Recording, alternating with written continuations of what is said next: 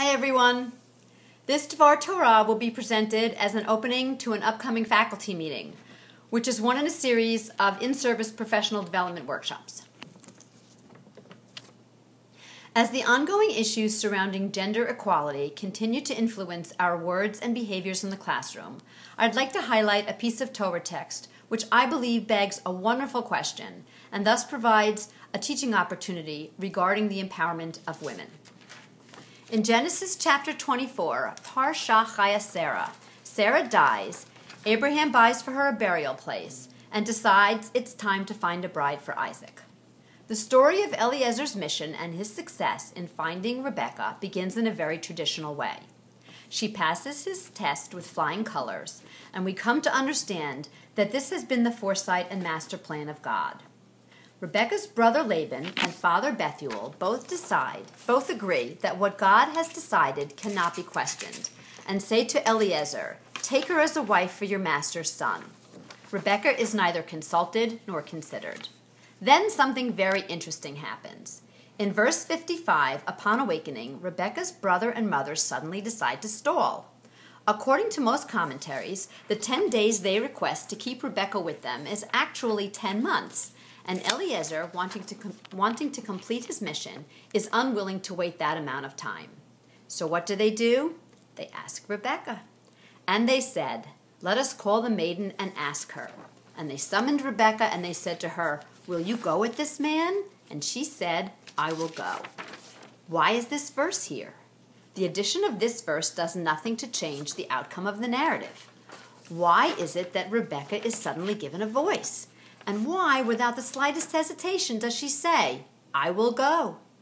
Let's put ourselves in Rebekah's sandals for a moment. Would you be able to leave everything that you ever knew to go with a man you had just met, to marry a man you'd never met, with the understanding that you would most likely never again see your family? Perhaps after a night of sleep, Rebekah's family has had some time to reconsider this hasty decision. Another possibility is that this deviation is to call attention to the now absent Bethuel. Or perhaps the delay is a literary device introduced to empower Rebekah. Attention is now being called to the power of her thought process, insight, and decision-making. Looking at the commentaries, we see that one of the possible reasons given for the delay is that once betrothed for marriage, a woman would need time to prepare herself. According to Rashbam, the great 12th century Talmudic scholar and grandson of Rashi, Rebekah decides that she does not care to delay for the purpose of adorning herself. 15th century Italian commentator Sforno suggests that her brother and mother asked for the delay in order to prepare Rebekah for this major life change. Rashi, the famous medieval Torah commentator, interprets this text as follows. "I will go" indicates that Rebekah is answering in the affirmative of her own choosing, sending a very clear message that she intends to go whether her brother and mother approve or not. Taking it a step further, Rashi goes on to posit that from this statement we are being presented with a basic principle. According to Jewish law, a woman cannot be married against her will. Rebekah is being given an opening to become an active participant in decisions which will not only affect her future, but will speak for all women moving forward. "I will go" is not a mere sign of obedience.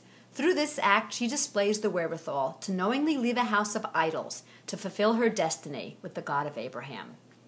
This choice displays incredible faith, wisdom, conviction, and trust, qualities not of a follower, but of a leader. Through Rebekah's example of bravery, sacrifice, and insight into her significance as being a part of a much larger story, we can teach our girls about finding their own voice and seeing the worth of their contributions. We can analogize her to the likes of her great uncle, who was also led by God to greatness. Why was Rebekah asked, and why did she choose to go? In a media-driven world where women are still stereotyped for getting ahead by utilizing sexual prowess, it is refreshing to know that we have among our matriarchs a strong-willed and determined female role model. And as we see in text yet to come, that although flawed and imperfect, Rebekah epitomizes a strong female leader, hopefully one with whom young Jewish girls everywhere can relate and emulate. Thanks for listening.